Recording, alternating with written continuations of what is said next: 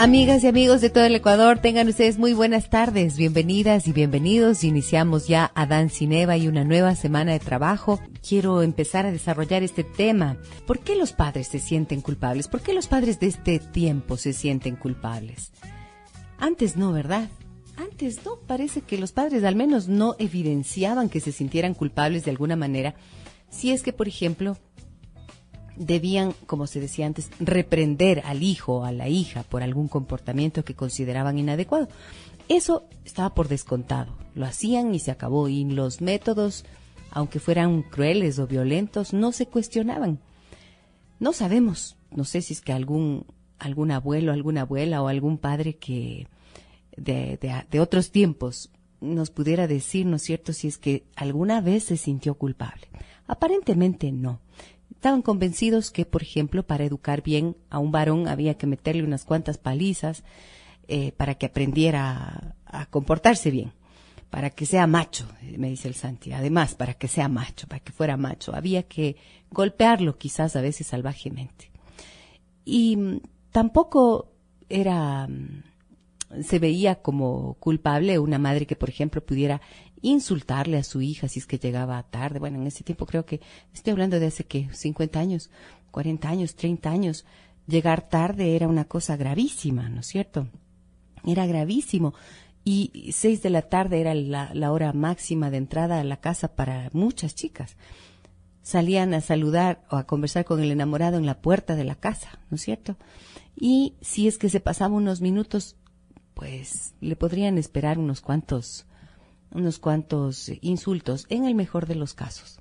Y en otros estaba como tan legitimado el golpe, que, ya digo, los padres en aquel tiempo sentían que tenían ese derecho.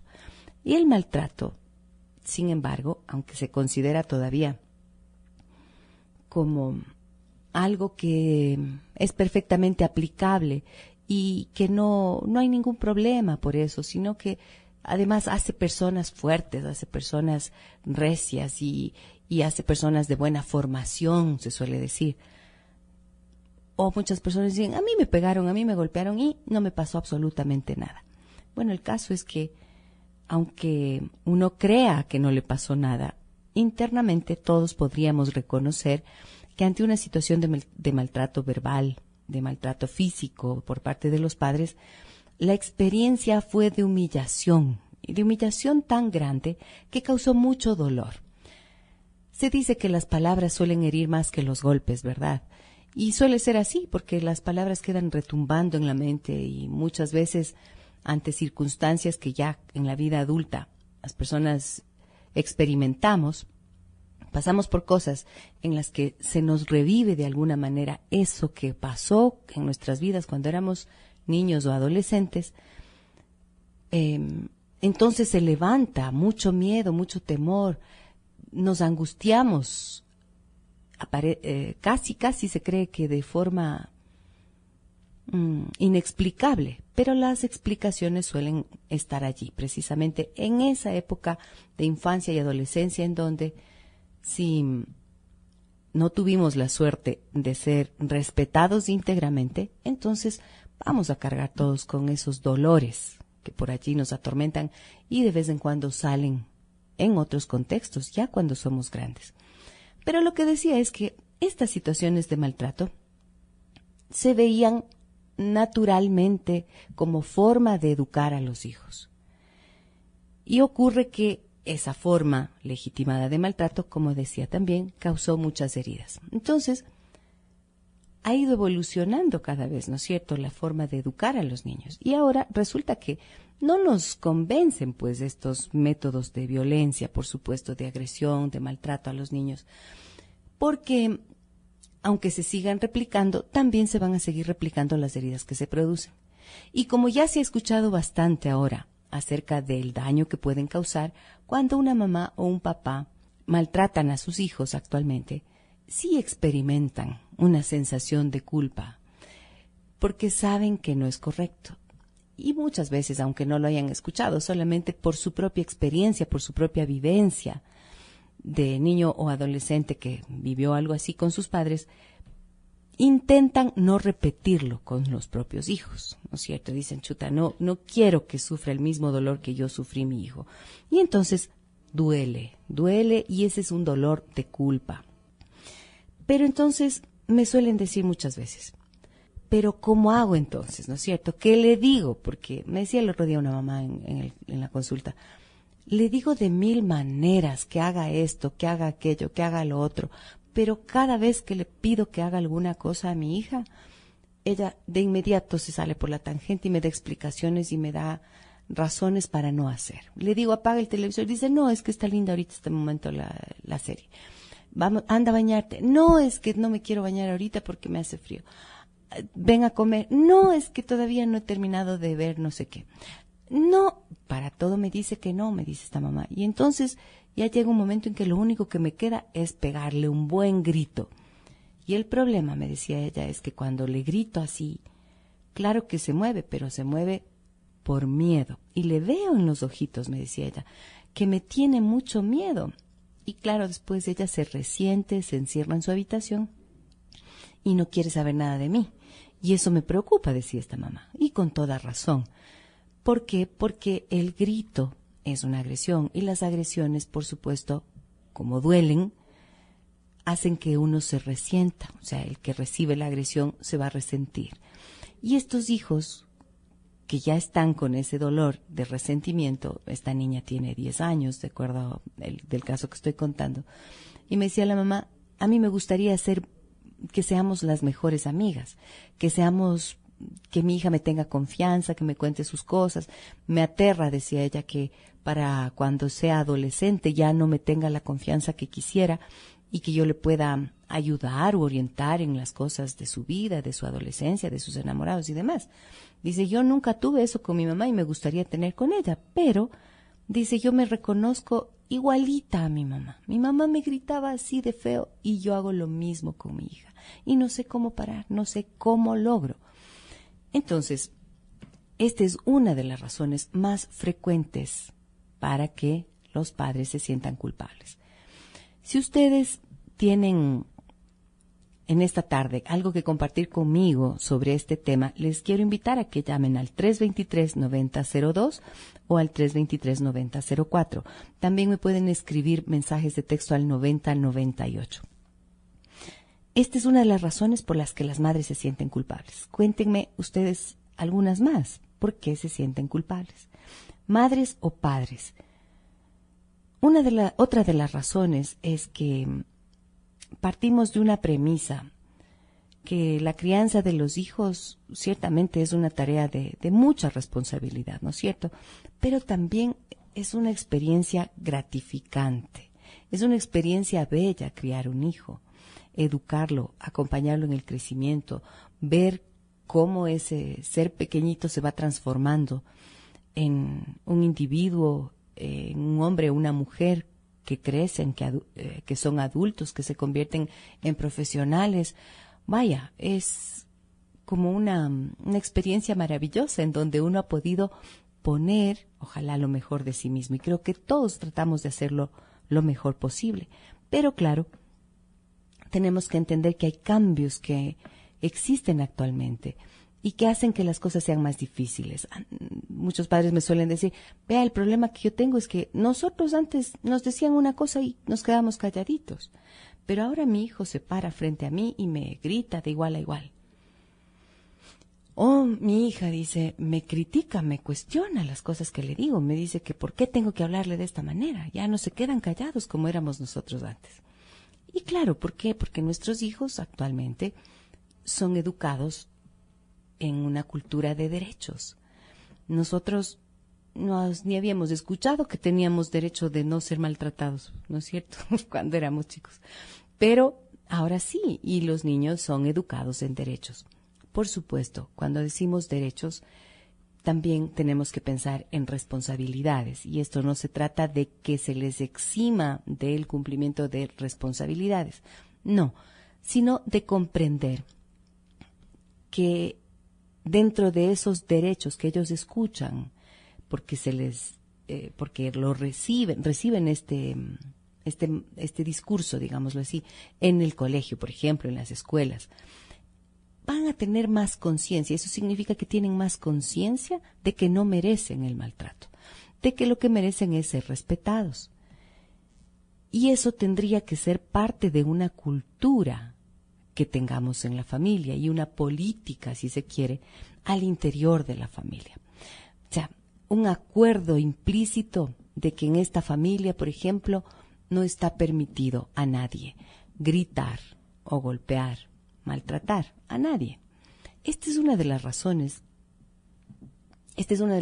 por la que los chicos se enfrentan cuando le dicen, no me grites, no tienes derecho de gritarme. Por supuesto.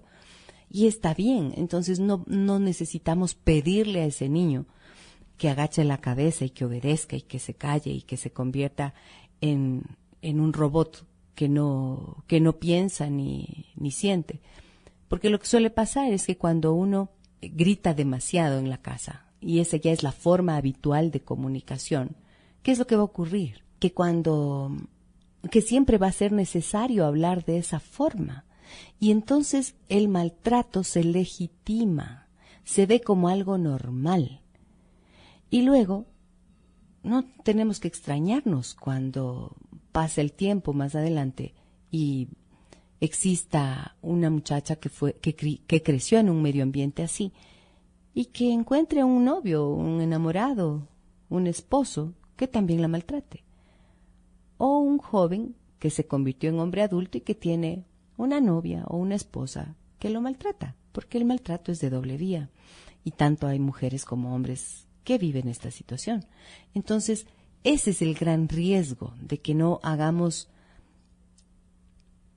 busquemos formas diferentes de comunicarnos y de llegar a nuestros hijos. Entonces siempre se dice, no, es que lo que hace falta es comunicación. Ajá, claro, pero comuníquese pues adecuadamente cuando usted quiere que su hijo desarrolle un hábito de responsabilidad o que cumpla con ciertas tareas de la rutina que ya está establecida y no lo cumple. Entonces, ahí hablemos de comunicación. ¿Cómo nos comunicamos? Ese es el gran desafío, aprender formas distintas de comunicarnos. ¿Para qué? Para que no tengamos que acudir a formas de agresión, a formas de maltrato, sino que logremos enseñar responsabilidad.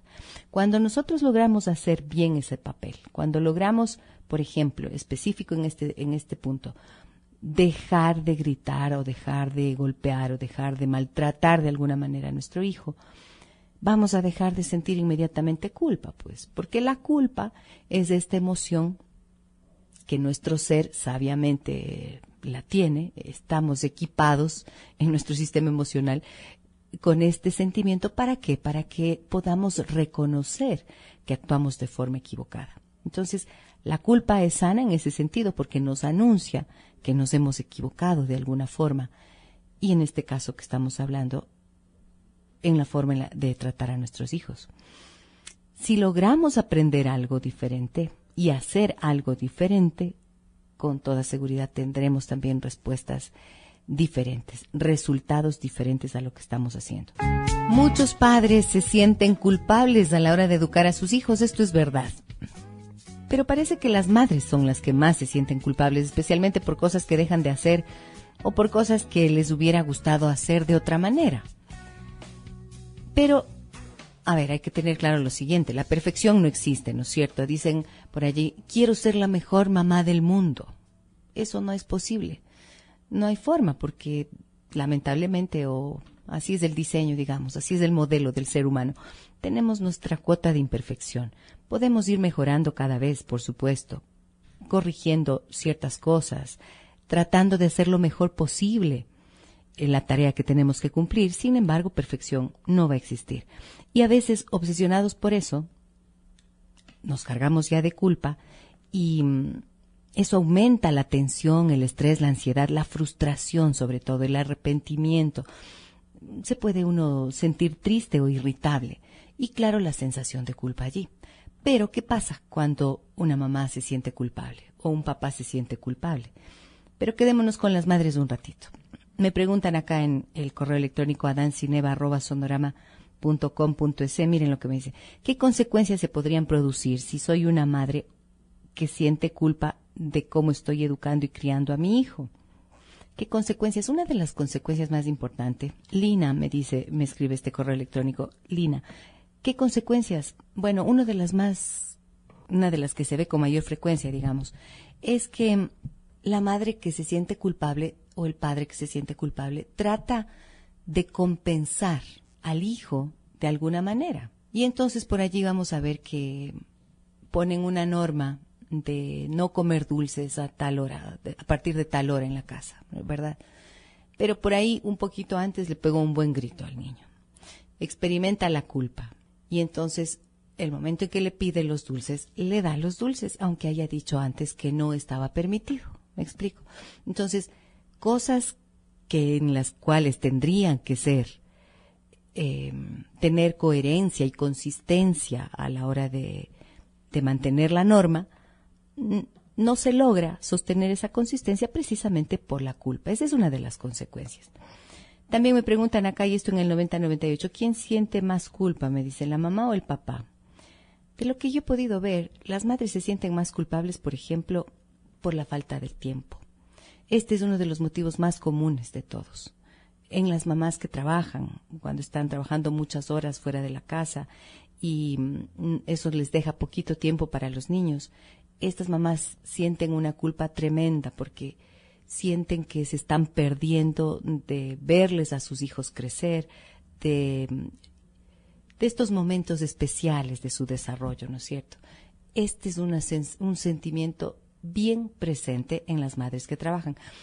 Pero también he conocido madres que trabajan en casa, no trabajan fuera de casa, sino dentro de la casa, en las tareas domésticas, justo en la crianza de los niños, y que también experimentan culpa, pero en esta ocasión ya no por estar con respecto a los hijos, sino por no estar trabajando. Entonces, la culpa es un peso terrible. La culpa, como dije antes, puede ser positiva para darnos cuenta cuando hemos actuado de forma equivocada con alguien y entonces podemos reconocer y hacernos responsables y buscar hacer actos de reparación para poder aliviar la tensión que se genera en esa relación y el dolor que causa en el otro y también aliviarme yo, ¿verdad? Esta es la culpa sana, digámoslo así. Pero hay una que ya tiene una versión tóxica, una versión de la culpa que puede llegar a causarnos verdadero malestar y dolor y no permitirnos estar en paz, porque todo el tiempo estaremos recriminándonos, ya muchas veces sin razón aparente, sin razón lógica aparente. Porque, por ejemplo, una mamá que trabaja muchas horas y esa es lo que le toca hacer, porque no hay otra razón, otra forma, digamos, de resolver la vida, la situación económica, de mantener esos hijos y demás. ¿Qué puede hacer? ¿Qué otra cosa podría hacer? Entonces, hay circunstancias y circunstancias, ¿no es cierto? Y hay mecanismos que se pueden utilizar para que, a pesar de ese tiempo que están fuera de casa y no en contacto con el niño sienta que usted está presente. Las relaciones son algo delicado, pero también algo que se puede aprender a manejar adecuadamente. Otra de las razones que, por ejemplo, hacen que las madres se sientan culpables, el dinero. Los niños siempre piden más, ¿no es cierto? Piden juguetes, piden ropa, piden dulces, piden salidas, piden paseos, piden comida chatarra, piden un montón de cosas. Y algunas mamás se sienten culpables porque no tienen el dinero suficiente para cumplir con esas exigencias de sus hijos. Y se disculpan, ¿no? O sea, y se disculpan como casi pidiendo perdón por no hacerlo. Pero fíjense ustedes que, como decíamos hace algún tiempo, al hablar de la ausencia de los padres, de los efectos que puede causar en la vida de los hijos, todo va a depender de cómo uno explique las cosas y diga las cosas. Recuerdan que yo les decía, uno le puede decir al hijo, ay, pobrecito, que no tiene su papá. O podría hablar de que estas son cosas que ocurren y aunque el papá no está, enseñarle al hijo a ver lo que sí tiene, ¿no es cierto? Tiene una mamá, tiene de pronto unos tíos, unos primos, unos abuelos que lo quieren y demás. No porque esa figura vaya a sustituirse, no. Pero explicaba esto intentando decir, si uno se enfoca en las fortalezas, en lo que sí se tiene en la vida, en lo que el niño tiene en su vida, en lugar de aquello que carece, entonces el niño crece mucho más tranquilamente. No crece con pena de sí mismo. Lo mismo va a pasar cuando se trata, si esto puede ocurrir, imagínense, si esto puede ocurrir con un ser tan relevante en la vida de una persona como es un padre, ¿cómo no va a poder ser cuando se trata de juguetes, de ropas, de aparatos de tecnología actualmente, por ejemplo, o de salidas a comidas chatarras? ¿Cómo no va a poder vivir un niño sin eso? Pero las madres pueden sentirse culpables por eso. Dicen, no tengo plata, mijito, chuta, qué pena. Me muero de la pena, mi amor, pero no te puedo dar. No se muera de la pena. Solo diga, cariño, no, ahora no tenemos el dinero para eso. Pero con tranquilidad, con serenidad. Si usted le hace el quite a la culpa, tiene más probabilidades de que lo que diga va a ser acertado. Porque no tiene que ser traumática la carencia de un juguete o de situaciones que no son indispensables para la vida. Que eventualmente, por supuesto, además, ojo, porque depende si es que se trata de un regalo de cumpleaños. Todas las madres he visto que hacen unos esfuerzos, ¿no es cierto?, para poder darle un regalo de cumpleaños o un regalo de Navidad a un hijo. Pero cuando se trata de cosas superfluas, de cosas que son más bien, que no son necesidades básicas las que cubren, sino incluso pueden ser cuestiones de lujo, entonces no hace falta sentirse culpable. Es necesario reflexionar sobre eso y llevarle al hijo también a la reflexión sobre esta situación. Pero hay otras situaciones también que generan culpa en los padres. Me preguntan acá en el 9098, me dicen, buenas tardes, ¿me puede recomendar algún libro de cómo comunicarse? Le voy a tener que recomendar un libro, sí, en próximos días le voy a recomendar un libro. Pero por ahora le recomiendo una comunicación que he llamado consciente. Papá, mamá tienen que estar conscientes de la forma en la que se comunican con sus hijos. Me dicen acá en el 9098, ¿a qué se debe que ahora seamos unos padres tan sumisos? Interesante la pregunta, ¿no? ¿A qué se debe que ahora seamos unos padres tan sumisos? Sumisos, no sé si la palabra sea sumiso o qué quiere decir sumiso, en términos de una relación de poder, ¿no es cierto? Hay alguien que manda y alguien que obedece. Y entonces tendría que pensar que cuando me hace esta pregunta, está hablando de un niño o de una niña o de un adolescente que da las órdenes o que tiene el poder y el control en la casa y que los padres, en cambio, más o menos obedecen lo que él dice. Se ve mucho y hemos hablado de esto. ¿Se acuerdan? Hace tiempo hablábamos del síndrome del pequeño emperador. Bueno, se ve bastante que los chicos pueden tener el control. Pero ¿por qué los padres asumen esa posición?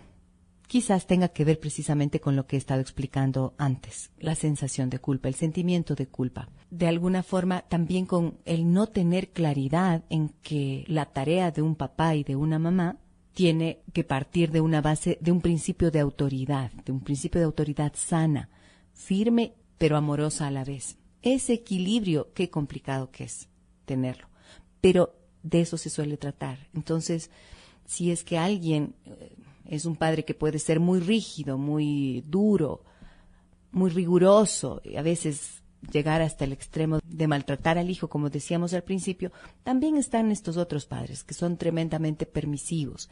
Y cuando son permisivos y le dicen que a todo que sí al niño, entonces los frutos que se van a obtener no son de lo más agradables, al contrario. Creo que por eso es tan importante que uno, cuando está haciendo esta labor educativa de los hijos, se tome el tiempo y se dé los espacios para aprender.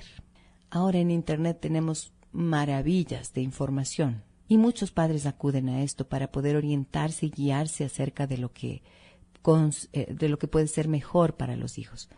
Pero creo que hace falta procesar y trabajar más en eso para que, teniendo una línea de pensamiento clara, entonces uno pueda desde allí hacer esta labor educativa. Me dicen acá, ¿hasta qué punto se puede aceptar que la esposa le mienta al esposo cuando el hijo se cae o le sucede algún golpe? Gracias y buenas tardes. ¿Hasta qué punto se puede aceptar que la esposa le mienta al esposo cuando el hijo se cae o le sucede algún golpe? Gracias y buenas tardes.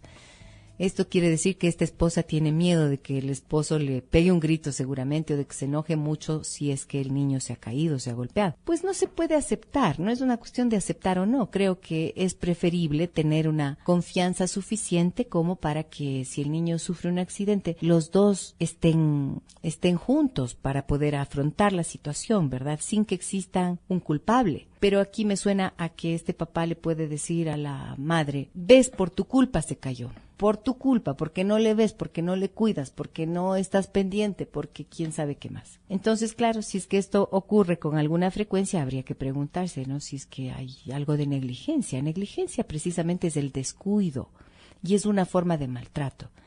Pero podría ser que no. Los accidentes ocurren y los niños están siempre en movimiento en general y los accidentes son algo frecuente. Pero entonces creo que sería importante atender el golpe del niño e indagar qué es lo que está pasando, pero sin culpar a la mamá, para que los dos puedan tener esa tranquilidad, quiero decir. ¿Qué más? Tengo más preguntas. Acá me dicen lo siguiente. ¿Por qué nos sentimos culpables si trabajamos y también si no lo hacemos y no les dedicamos mucho tiempo a nuestros hijos? Bueno, nos sentimos culpables porque sabemos que como padres tenemos que estar presentes en la vida de los hijos. Ayer leía un documento que me enviaron en donde leí una frase linda que decía que el mejor regalo que le puede hacer uno a alguien es la presencia, es estar presente. Si ustedes se fijan que uno esté ausente de la casa porque está trabajando es una cosa, pero hay muchos padres que están presentes en la casa.